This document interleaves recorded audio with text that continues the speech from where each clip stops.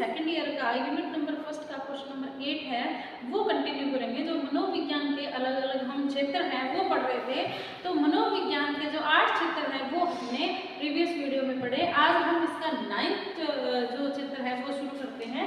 वो कौन सा है? लोक मनोविज्ञान। अब लोक मनोविज्ञान क्या होता है?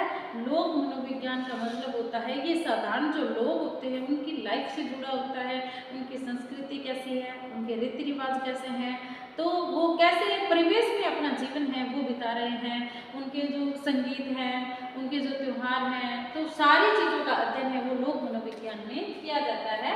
तो व्यवहार के विभिन्न पक्षों का अध्ययन करने हेतु मनोविज्ञान की एक अन्य शाखा का भी विकास किया गया है जिसे लोक मनोविज्ञान कहते हैं।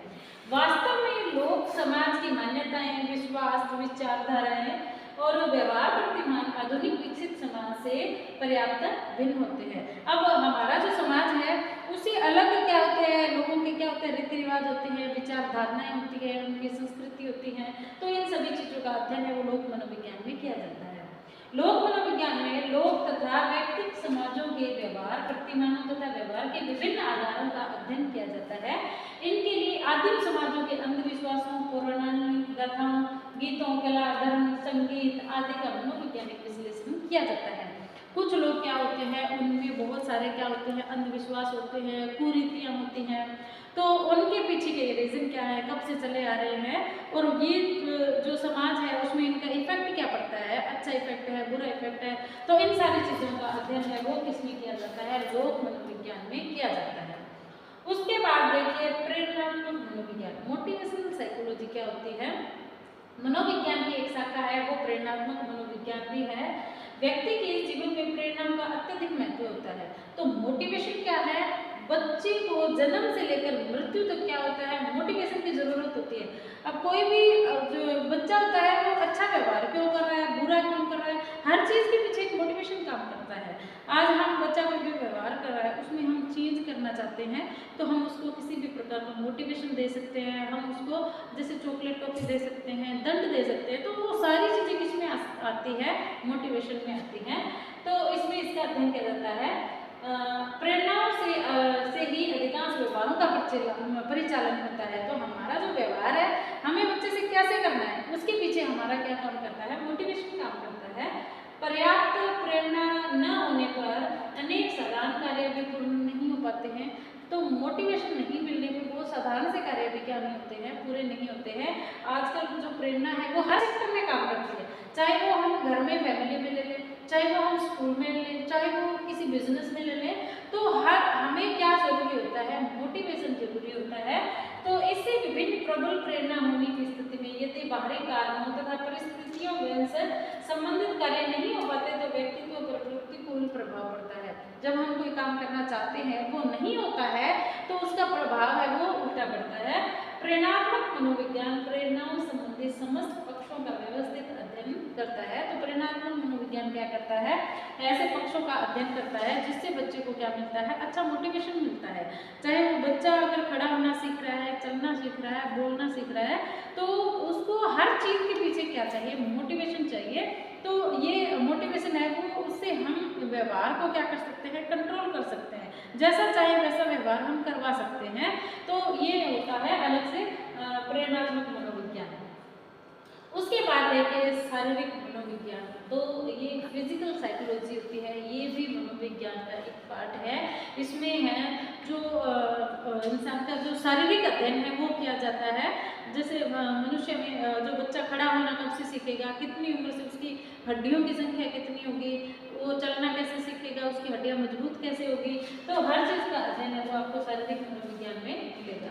मनोविज्ञान में व्यक्ति के व्यवहार का अध्ययन किया जाता है, लेकिन व्यक्ति के व्यवहार को शारीरिक कारक भी बहुत अधिक प्रभावित करते हैं। मतलब उसकी बॉडी कैसी है ये उसके व्यवहार है उस पर इफेक्ट डालती है। कई बार बच्चा क्या होता है जो वीक होता है, कमजोर होता है, उसका हर कोई क्या होता है? मजाक उड़ाता है, तो मजाक बनाते हैं तो उसकी क्या हो जाते हैं, उसका जो साइकोलॉजी है वो उसकी ऐसे बन जाती है, तो वो उसका व्यवहार है वो सही नहीं रहता है, तो वो हर चीज़ क्या करते हैं? उसको प्रभावित करते हैं। इस स्थिति में व्यवहार के व्यवस्थित अध्ययन हेतु शरीर रचना, शरीर क्रिया प्रणाली को जानना भी अत्यंत आवश्यक है। इस आवश्यकता को ध्यान में रखते हुए मनोविज्ञान की की एक अलग से शाखा का विकास किया गया है जिसे शारीरिक मनोविज्ञान कहते हैं। शारीरिक मनोविज्ञान शरीर के विभिन्न अंगों की कार्य प्रणाली का अध्ययन करता है तथा किसी असामान्य व्यवहार के लिए उत्तरदायी शारीरिक स्थिति को ज्ञात करता है।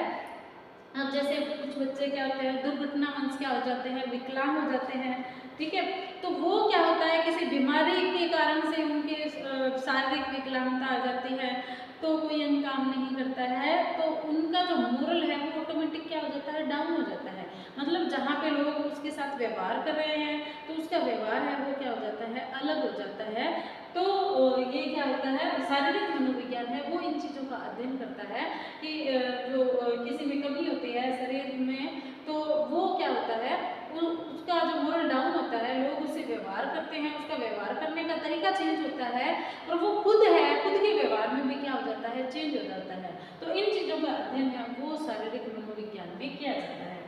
उसके बाद देखिए विकासात्मक मनोविज्ञान, बच्चे का जो डेवलपमेंट होता है वो कहाँ से कैसे होता है, इन चीज़ों का अध्ययन है वो किसमें किया जाता है, विकासात्मक मनोविज्ञान में। व्यक्ति के विकास के साथ साथ व्यवहार में भी क्या आते हैं, परिवर्तन होता रहता है। अब जैसे एज है, छोटे बच्चे की एज है, थोड़ा और ग्रो हुआ, थोड़ा और ग्रो हुआ, तो जैसे जैसे उसकी एज बढ़ती जाएगी वैसे वैसे उसका व्यवहार भी क्या होगा, चेंज होगा। तो इस प्रक्रिया का अध्ययन करने हेतु मनोविज्ञान की जो शाखा संगठित हुई है उसे ही हम क्या कहते हैं, विकासात्मक मनोविज्ञान कहते हैं। मतलब बच्चा जो ग्रो हो रहा है, उसकी उम्र बढ़ रही है, उसके साथ साथ उसका आचरण है, उसका व्यवहार भी चेंज हो रहा है और उसके व्यवहारों का अध्ययन है वो किसमें किया जाता है, विकासात्मक मनोविज्ञान में किया जाता है।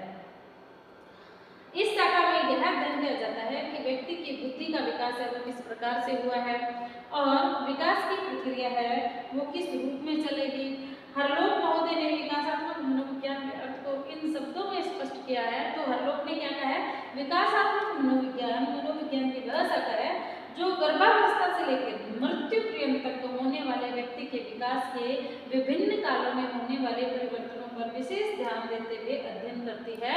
तो विकासात्मक मनोविज्ञान क्या करती है, जन्म से लेके मृत्यु पर्यंत तक उसके जो शरीर में जो क्या होते हैं, चेंज होते हैं, उसके जो विकास होते हैं, उन चीज़ों का अध्ययन है वो किसमें किया जाता है, शारीरिक मनोविज्ञान में किया जाता है। उसके बाद देखिए मानव मनोविज्ञान।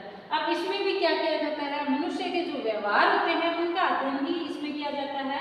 तो इसके अंतर्गत मनुष्य के व्यवहार का वर्णन, उसका कारण, पूर्वकथन तथा नियंत्रण से संबंधित अध्ययन किया जाता है कि मानव का जो असामान्य व्यवहार है वो किस कारण से है और हमें उसमें बदलाव है वो कैसे लाना है। तो इन चीज़ों का अध्ययन है वो किसमें किया जाता है, मानव मनोविज्ञान में किया जाता है। उसके बाद देखिए पशु मनोविज्ञान। सामान्य रूप से समझा जाता है कि मनोविज्ञान का उद्देश्य मानव व्यवहार का अध्ययन करना है, लेकिन वास्तव में मनोविज्ञान पशु व्यवहार का भी अध्ययन करता है। जो पशु व्यवहार करते हैं वो क्यों करते हैं, उनके पीछे रीजन क्या है, कैसा व्यवहार उनका होना चाहिए, कैसा होता है, तो इन सभी चीज़ों का अध्ययन इसमें किया जाता है। पशु व्यवहार के अध्ययन का भी विशेष महत्व है, इसलिए मनोविज्ञान की एक शाखा है वो उसका अलग से विकास किया गया जिसे पशु मनोविज्ञान कहते हैं। पशु मनोविज्ञान के अंतर्गत विभिन्न विकसित पशुओं के व्यवहार का जो व्यवस्थित अध्ययन किया जाता है और इस अध्ययन से पर्याप्त निष्कर्षों तथा मानव व्यवहार के अध्ययनों से तुलनात्मक अध्ययन भी किया जाता है। अब जैसे पशु का व्यवहार है और मानव का व्यवहार है, तो उन दोनों में डिफरेंस क्या है, उनमें समानताएं क्या है, तो इन चीज़ों का भी अध्ययन है वो पशु मनोविज्ञान में किया जाता है। इस अध्ययन से प्राप्त निष्कर्षों का मानव व्यवहार के अध्ययनों से भी तुलना की जाती है। इसके अलावा अन्य रूप में भी पशु मनोविज्ञान का महत्व है। कुछ ऐसे निरीक्षण भी अनिवार्य होते हैं जिनसे सामान्य रूप से मनुष्यों पर नहीं किया जा सकता है। अब जैसे कोई पशु है तो पशु बोल नहीं सकता, बट कई बार हमें क्या लगता है, हमें पता लग जाता है कि आज पशु बीमार है, उसको दवाई की जरूरत है, अब वो बोल के नहीं बताएगा, तो हम उस चीज़ को कैसे ऑब्जर्व करेंगे, उसके व्यवहार को देखेंगे तो हमें पता लग जाएगा कि आज इसको क्या है, कोई ना कोई इसको शारीरिक प्रॉब्लम है, उसको कोई ना कोई समस्या है। तो इन चीज़ों को जानने के लिए किसका उपयोग किया गया, पशु मनोविज्ञान का। उसके बाद देखिए प्रौढ़ मनोविज्ञान। प्रौढ़ मनोविज्ञान में जो प्रौढ़ होते हैं, किशोरावस्था के बाद की जो युवावस्था आती है, युवावस्था के बाद प्रौढ़ावस्था जो आती है, उसमें जो मानव का व्यवहार है वो कैसा है, उसको नियंत्रित कैसे करना है, इनका अध्ययन किया जाता है। इसके अंतर्गत प्रौढ़ों के व्यवहार का वर्णन, पूर्वकथन और नियंत्रण से संबंधित है वो अध्ययन है किया जाता है। उसके बाद देखिए शिक्षा मनोविज्ञान। जो शिक्षा मनोविज्ञान मूल रूप से व्यवहार मनोविज्ञान की ही एक शाखा है। शिक्षा मनोविज्ञान का क्षेत्र अत्यधिक व्यापक होने के कारण इस शाखा का अलग से अध्ययन किया गया। क्यों? क्योंकि शिक्षा जो मनोविज्ञान है वो बच्चे के जन्म से लेकर किशोरावस्था के बाद तक की जो अवस्थाएं हैं उनमें काम करती है। शिक्षा मनोविज्ञान में क्या किया जाता है, जो बच्चा होता है वो बिल्कुल छोटा होता है, तभी से उसकी शिक्षा मनोविज्ञान है वो स्टार्ट हो जाती है। शिक्षा मनोविज्ञान की वह शाखा है जो शिक्षा से संबंधित परिस्थितियों का मनोवैज्ञानिक दृष्टिकोण से अध्ययन करता है। मतलब शिक्षा का जो दृष्टिकोण है, जो स्कूल में बच्चे को शिक्षा दी जाती है, जो बच्चा व्यवहार करता है, उनमें चेंजेस किए जाते हैं, तो उसका अध्ययन है वो किया जाता है। स्किनर ने शिक्षा मनोविज्ञान का अर्थ इन शब्दों में प्रस्तुत किया। तो स्किनर ने क्या डेफिनेशन दी है, शिक्षा मनोविज्ञान मानवीय व्यवहार का शैक्षिक परिस्थितियों में अध्ययन करता है। मतलब मानव जो व्यवहार करता है उसकी परिस्थितियां क्या होनी चाहिए, शैक्षिक होनी चाहिए। मतलब स्कूल में जो छोटे छोटे बच्चे होते हैं उनका व्यवहार कैसा है, अगर उनका असामान्य व्यवहार है तो टीचर को क्या करना है, इसका ऑब्जर्व करना है। तो टीचर के लिए सबसे जरूरी क्या है, शिक्षा मनोविज्ञान है, उसका क्या होना चाहिए, नॉलेज होना चाहिए। शिक्षा मनोविज्ञान मानवीय व्यवहार का शैक्षिक परिस्थितियों में अध्ययन करता है। तो ये किसने कहा था, स्किनर ने। इसका अर्थ यह है कि शिक्षा मनोविज्ञान का संबंध उन मानवीय व्यवहारों तथा व्यक्तित्व के अध्ययन से है जिनका उत्थान, विकास एवं निर्देशन शिक्षा के सामाजिक प्रक्रिया के अंतर्गत होता है। शिक्षा मनोविज्ञान एक व्यवहारिक तथा उपयोगी विज्ञान है। शिक्षा मनोविज्ञान शिक्षण में सहायक होता है। तो सबसे ज्यादा जरूरी जो स्कूल है, जो महाविद्यालय है, उसमें शिक्षा मनोविज्ञान काम में आती है और अनुशासन स्थापित करने में सहायक होता है। इसके ज्ञान द्वारा उचित शिक्षण विधियों का निर्धारण होता है और पाठ्यक्रम के निर्धारण में भी सहायक होता है। शिक्षा मनोविज्ञान समय सारणी तैयार करने में भी सहायक होता है। अब शिक्षा मनोविज्ञान क्या काम आता है, अब बच्चों को है, बच्चों का व्यवहार जानना सबसे ज्यादा जरूरी है कि किस बच्चे का व्यवहार कैसा है और वो किस माहौल में सीख सकता है।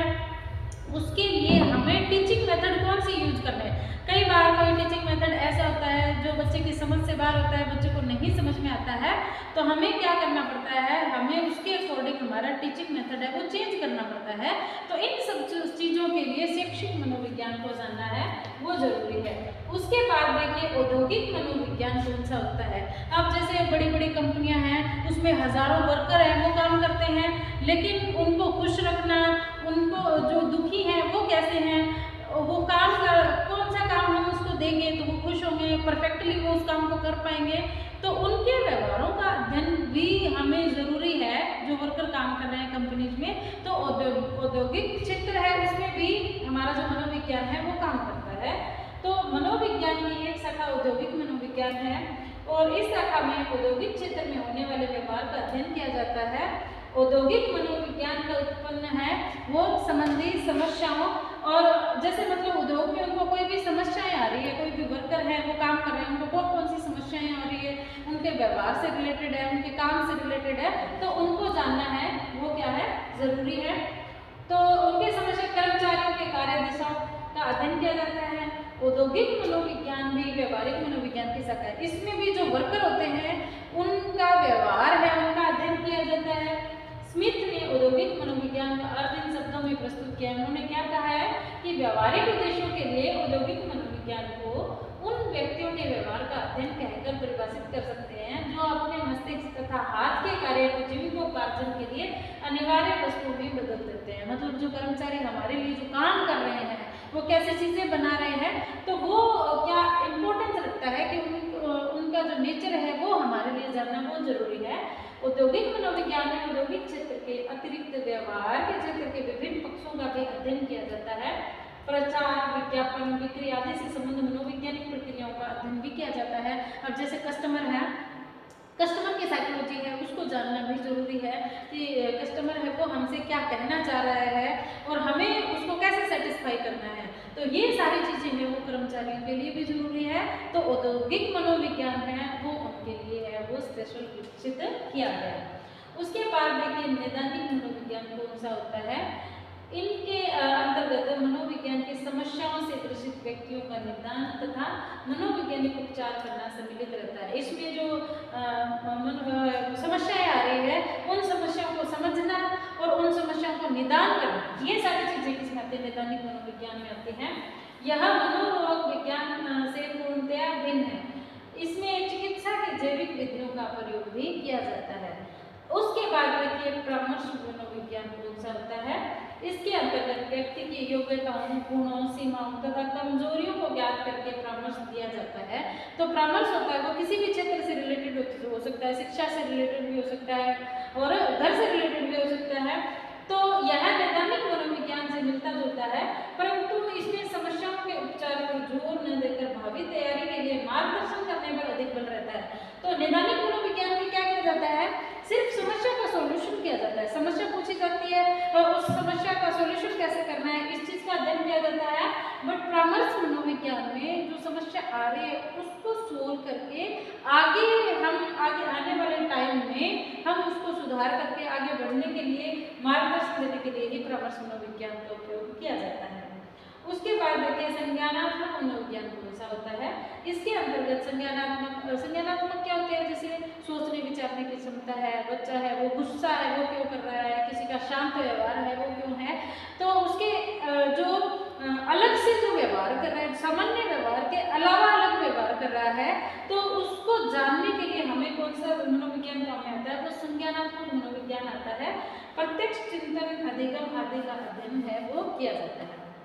उसके बाद देखिए सैन्य मनोविज्ञान, तो इसके जो मिलिट्री आर्मी के जो लोग होते हैं उनकी साइकोलॉजी समझने के लिए इसका यूज किया जाता है। इसके अंतर्गत सैन्य क्षेत्र में व्यवहार का अध्ययन है वो किया जाता है। उसके बाद है मनोमितिक मनोविज्ञान। इसके अंतर्गत मनोविज्ञान चरों के मापन से संबंधित अध्ययन किया जाता है। यह वास्तव में मनोविज्ञानिकों के प्रयोग के लिए जो मापन है वो उपकरण उपलब्ध करवाता है। तो मनोमितिक मनोविज्ञान क्या होता है, मनोविज्ञान को प्रयोग करने के लिए जितने साधन चाहिए वो साधन है वो मनोमितिक मनोविज्ञान है वो उपलब्ध करवाता है। उसके बाद देखिए अतींद्रिय मनोविज्ञान, इसके अंतर्गत पुनर्जन्म है, टेलीपैथी है और अतींद्रिय व्यवहारों का अध्ययन है वो किया जाता है कि जो अपन क्या कह सकते हैं, जो साइकोलॉजी दर्शन शास्त्र होता है उसमें जो अध्ययन किए जाते हैं वो अतींद्रिय मनोविज्ञान में आते हैं, जैसे आत्मा, परमात्मा है, पुनर्जन्म है, तो इन चीजों का अध्ययन है वो इसमें किया जाता है।